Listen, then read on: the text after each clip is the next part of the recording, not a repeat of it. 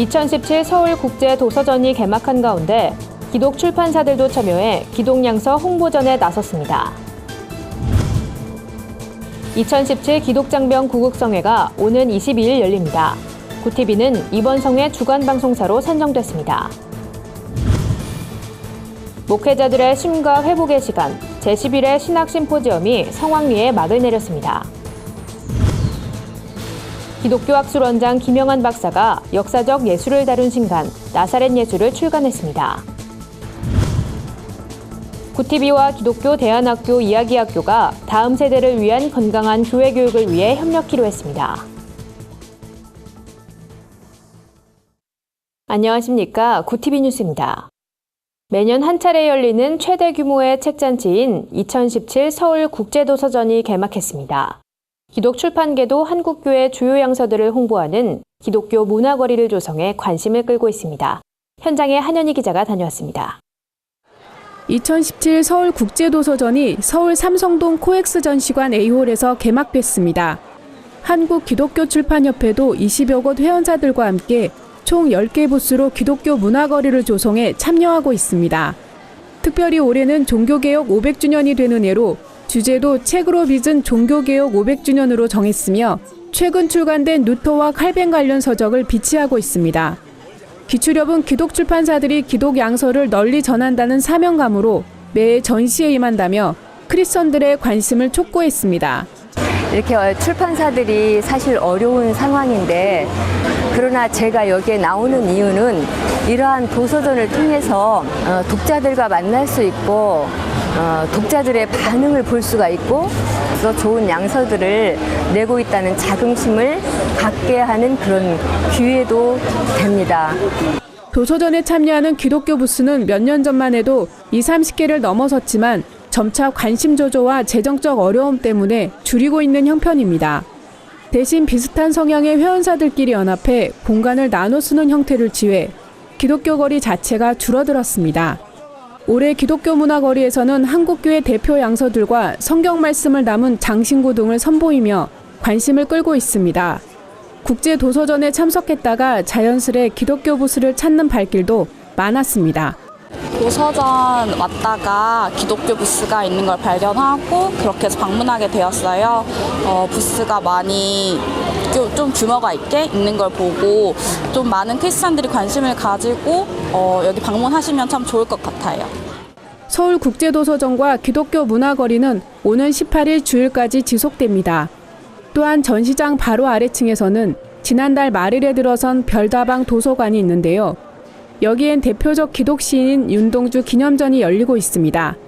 자녀들과 함께 주말 나들이를 계획하고 있다면 저렴한 가격에 베스트셀러를 구입하고 국내외 출판 동향을 한눈에 볼 수 있는 이곳으로 발길을 돌려보는 것도 좋을 것 같습니다. 구티비 뉴스 한현입니다. 국군 장병들의 영적 갈급함을 채워줄 2017 기독장병 구국성회가 오는 22일 2박 3일간의 일정으로 열립니다. 구티비는 이번 성회 주간방송사로 선정돼 공개방송 등 프로그램을 방영할 예정입니다. 올해로 27회를 맞은 구국성회는 한국군종목사단과 한국기독군인연합회가 주최하는 행사로 육해 공군 15,000여 명이 참가하는 대규모 기도회입니다. 무엇보다 군 생활에 지친 기독장병들이 2박 3일 동안 뜨겁게 기도할 수 있다는 점이 가장 큰 장점으로 꼽힙니다. 구티비는 이번 구국성회 공개방송에서 장병들이 직접 참여하는 우정의 무대 순서를 마련해 호응을 이끌어낼 계획입니다. 진행자론 유명 개그맨 오지연 씨가 참여하며 헤리티지 콰이어 등 CCM 가수들의 공연도 진행됩니다. 구티비 관계자는 이번 공개방송을 통해 군선교 사역이 더욱 활발해지길 바란다며 한국교회의 젊은 희망인 장병들이 힘을 얻고 돌아가는 시간이 되길 기대하며 준비하고 있다고 밝혔습니다. 몸과 마음이 지친 목회자를 격려하고 이들이 필요로 하는 신학적 지식을 전달하는 자리가 마련됐습니다. 심포지엄에 참여한 목회자들은 교단과 교파를 초월해 다양한 관점에서 신학 쟁점을 논의하는 등 유익한 시간을 가졌습니다. 홍희연 기자가 보도합니다.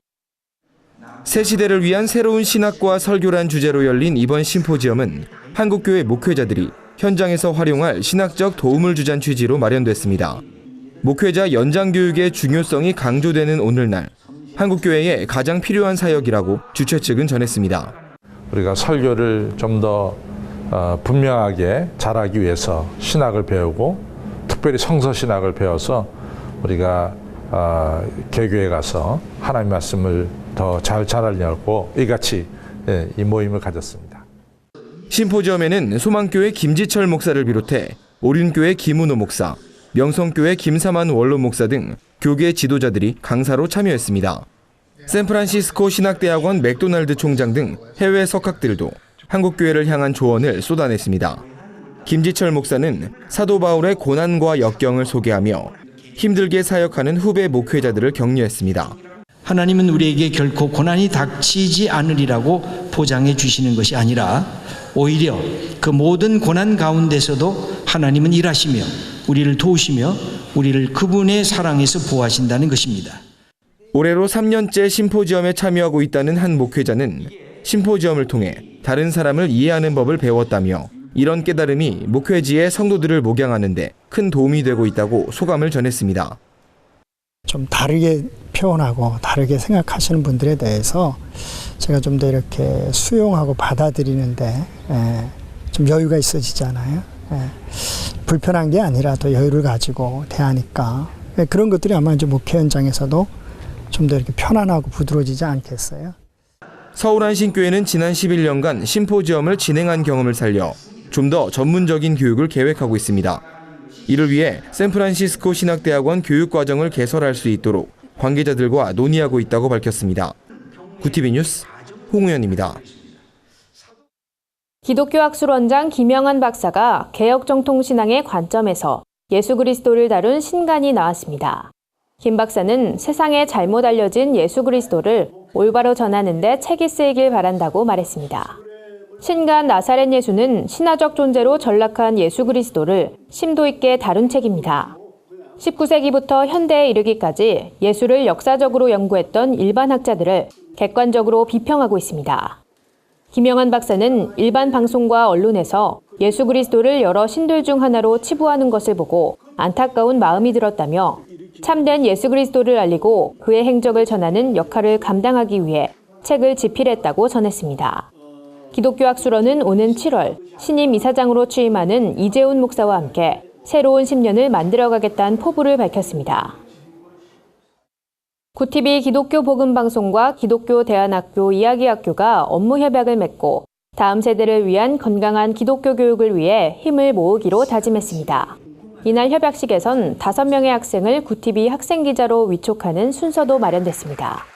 장한섭 이야기학교 교장은 보통 신앙의 전수는 교회를 통해서 이루어진다고 생각하기 쉽지만 사실 기독교 교육이 이를 뒷받침해주지 않으면 교회 역할만으론 한계가 있다며 기독교 학교는 신앙 전수에 있어 중요한 역할을 담당한다고 강조했습니다. 이번 협약으로 이야기학교 학생들은 구티비 학생기자 및 학생 PD로 활동하게 되며 이들이 직접 쓴 기사와 영상들은 구티비 방송 매체를 통해 보도됩니다. 혜성교회가 운영하고 있는 이야기학교는 미래 세대를 성경적 가치로 길러내는 것을 목표로 하며 이를 위해 가정, 교회, 학교가 다 같이 협력해 나가는 공동체적 교육을 지향하고 있습니다. 세상 속 크리스천들의 다양한 이야기를 만나보는 시간입니다. 오늘은 어떤 소식들이 있는지 김준수 기자가 소개해드립니다.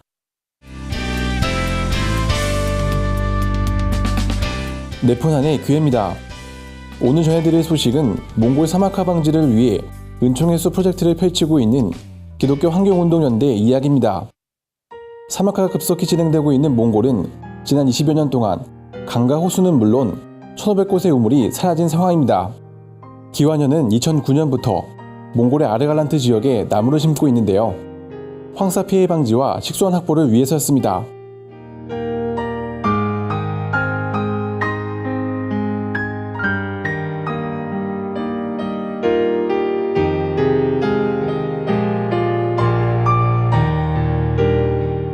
(8년째) 몽골의 광활한 사막에서 구슬땀을 흘리고 있는 기완현은 앞으로 몽골 국립농업대와 함께 은총해수 확대를 위한 인프라 구축에 나설 계획입니다.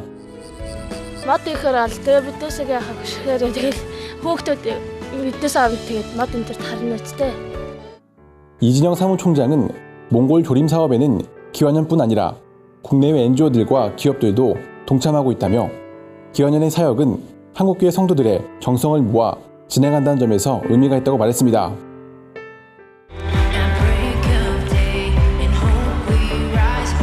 한국대학생 선교회 여름수련회가 오는 26일부터 30일까지 평창 휘닝스파크에서 개최된다는 소식입니다. 참가 학생들은 한국대학생 선교회 대표 박상민 목사의 메시지를 듣고 전도와 제자화 훈련, 성경적 리더십을 배울 뿐만 아니라 각 분야 전문가들의 강의도 들을 수 있습니다. 이외에도 아직 예수님을 알지 못하는 학생들을 위한 새 친구반, 졸업을 앞두고 사회 진출에 대해 구체적인 조언을 드릴 수 있는 졸업반 모임 등 다채롭고 깊이 있는 프로그램들이 준비되어 있습니다.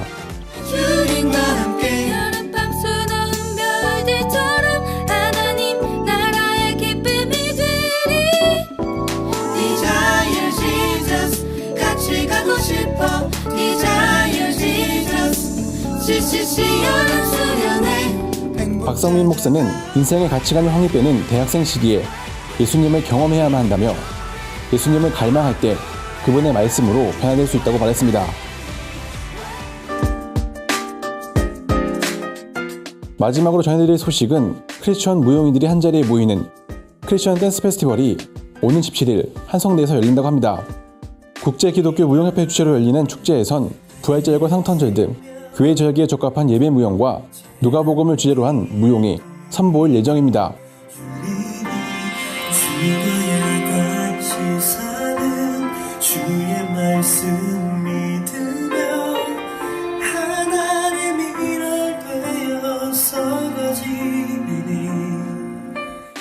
한성대 박영애 교수는 기독교 무용을 통해 풍성한 예배를 경험할 수 있도록 돕고 싶다며 교회 안에 음악전도사처럼 무용 전도사들이 세워질 수 있도록 기도하고 있다고 말했습니다. 네프나인의 교회는 시청자 여러분의 제보를 기다리고 있습니다. 함께 나누고 싶은 영상이 있다면 전화나 이메일로 참여해 주시길 바랍니다. 굿TV 뉴스 김뉴스입니다. 오늘의 사회 이슈를 유남희 기자가 종합해드립니다. 오늘의 이슈 포커스입니다. 기초연금이 올해 최고 월 20만 6,050원에서 내년엔 월 25만 원, 2021년엔 월 30만 원으로 단계적으로 인상됩니다. 기초연금은 노후 소득을 보장하고 빈곤을 완화하기 위해 2014년 7월부터 만 65세 이상 노인 중 소득 하위 70%에 지급되고 있습니다. 내년 당장 5만 원씩 오르는 기초연금 지급을 위해 정부는 약 2조 4천억 원이 추가로 필요하다고 밝혔습니다. 2021년까지 30만 원으로 올리는 것을 고려하면 총 21조 원의 재원이 소요될 전망입니다. 정부는 1년에 약 4조 원의 재원이 추가로 필요한 상황이라면서 기획재정부와 협의해 재원 마련 방안을 정밀 검토하겠다고 밝혔습니다. 현재 우리나라 기초연금 수급자는 465만 명입니다. 연세대 텀블러 폭탄 사건 피해자인 대학원생 김모 씨가 지도교수에 대한 반감으로 범행을 저질렀다고 실토했습니다. 경찰은 김 씨가 평소 연구지도 과정에서 피해자와 의견 충돌이 있었고 논문 작성과 관련해 크게 끄중을 들은 후 범행을 준비했다고 밝혔습니다. 연세대 기계공학과 학생인 김 씨는 5월 중순께 언론을 통해 러시아 상트페테르부르크 지하철 폭탄 테러 사건에서 범행 수법을 떠올린 것으로 조사됐습니다. 김 씨가 만든 텀블러 폭탄 상자를 열어보다 화상을 입어 입원 치료 중인 피해자 김모 교수는 교육자적 입장에서 처벌을 원하지 않는다고 전했습니다. 서울 은평구 환경미화원 공개 채용이 16.5대 1이란 높은 경쟁률을 보였습니다. 4명을 모집하는데 66명이 몰린 건데요. 지원자 중 3분의 1은 전문대 이상의 학력을 가진 것으로 나타났습니다. 구가 최종 선발한 인원 4명 중 3명은 대졸, 1명은 전문대 졸업자였습니다. 특히 이 중 1명은 육군 대위로 전역하고 환경미화원으로 재취업해 눈길을 끌었습니다. 환경미화원은 연봉 3,500만 원을 받고 60세까지 정년을 보장받습니다.